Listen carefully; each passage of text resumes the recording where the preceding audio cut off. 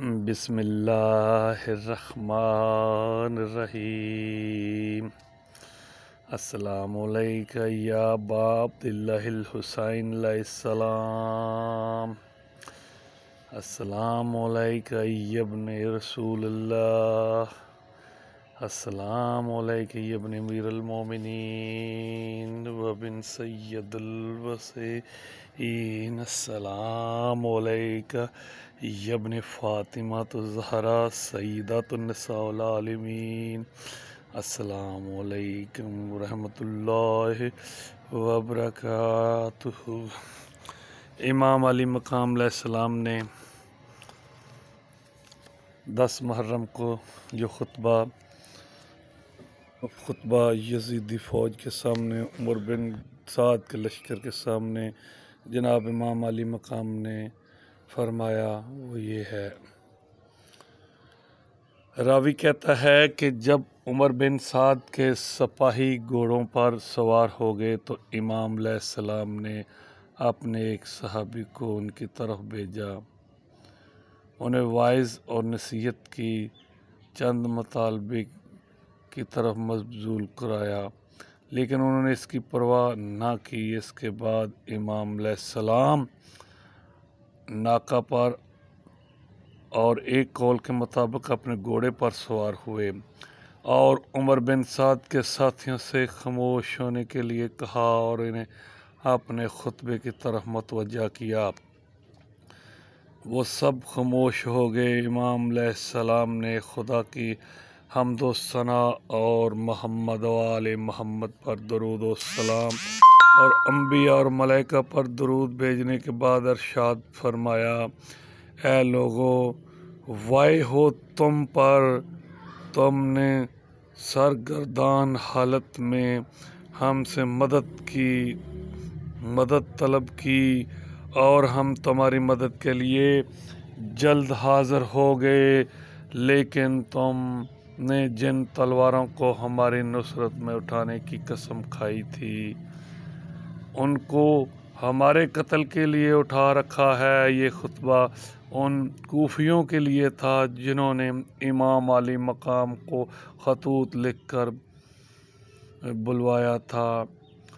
امام فرما رہے ہیں، جس سے ہم اپنے اور تمہارے دشمنوں کو مارنا چاہتے تھے، آج تم سب اپنے دوستوں کو قتل کرنے کے لیے اپنے دشمن کی مدد کر رہے ہو، حالانکہ نہ انہوں نے تمہارے درمیان عدل و انصاف کو رنج کیا اور نہ ان کی مدد کرنے میں تمہیں خوشی کی امید ہونی چاہیے۔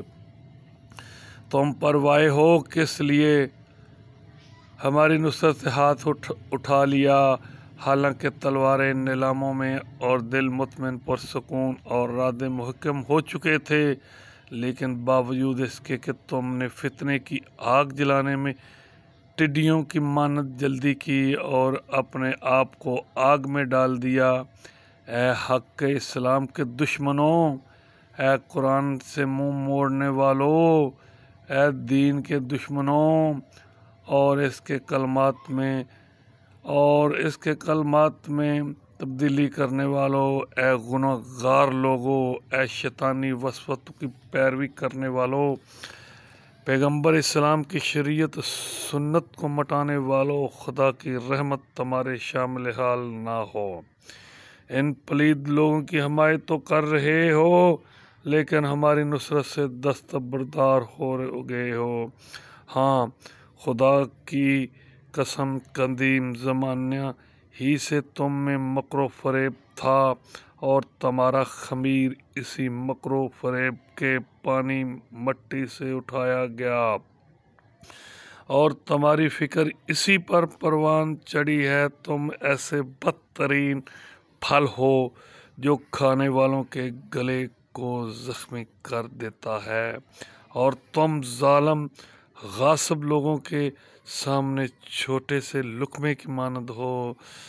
آگاہ ہو جاؤ، مجھے حرام زادے کے بیٹے حرام زادہ ابن زیاد نے 2 چیزوں پر مجبور کیا ہے، کیا تم میں اس کے خلاف تلوار نکال لو یا ذلت کا لباس پہنو، یزید کی بیعت کر لو۔ امام نے فرمایا ہی ہاتھ من ذلہ، ہی ہاتھ من ذلہ، ہی ہاتھ من ذلہ، لیکن ذلت ہم سے بہت دور ہے۔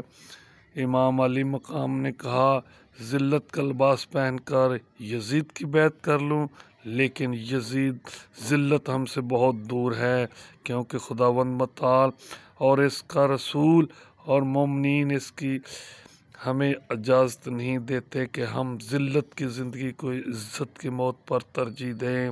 جان لو باوجود اس کے کہ ہم تعداد کے لحاظ سے کم ہیں، لیکن تمہارے ساتھ جنگ ضرور کریں گے۔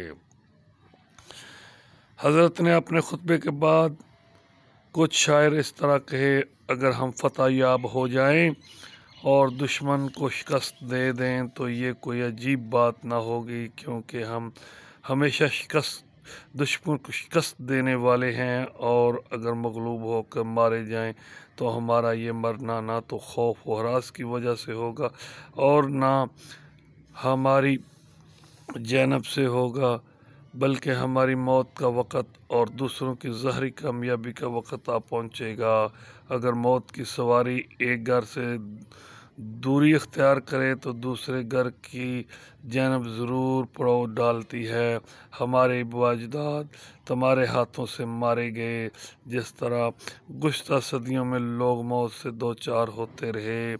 اگر دنیا کے بادشاہ ہمیشہ رہتے تو ہم بھی ہمیشہ کے لیے زندہ رہتے۔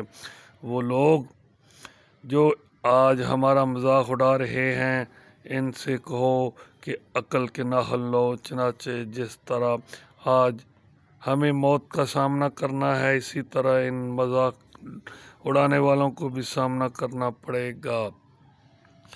امام علیہ السلام نے امام حسین علیہ السلام ان اشعار کو پڑھنے کے بعد فرمایا، خدا کی قسم تم میرے قتل کے بعد زیادہ دیر زندہ نہیں رہو گے۔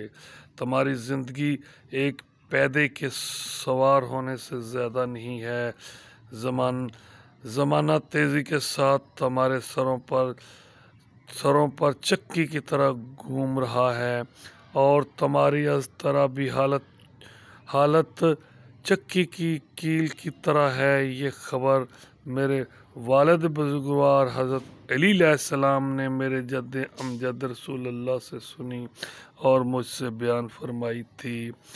اب تم مل بیٹھو اور آپس میں اپنے اس معاملے کے بارے میں ایک دوسرے سے صلاح مشورہ کرو، تاکہ کوئی بات تم پر مخفی نہ رہ جائے۔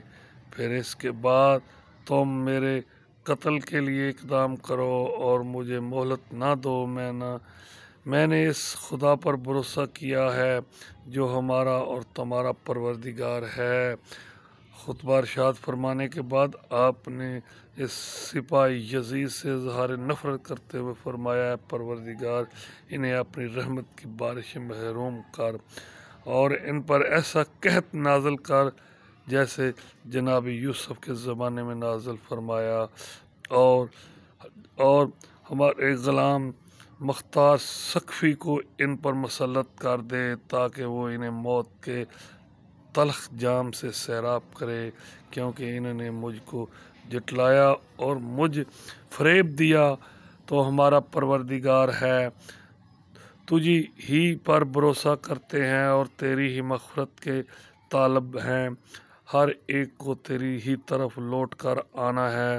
پھر اس کے بعد امام علیہ السلام اپنی سواری سے نیچے اترے اور رسول خدا کا گھوڑا کہ جس کا نام مرتجز تھا طلب فرمایا، اور اپنے ساتھیوں کو جنگ کے لیے آمادہ کیا۔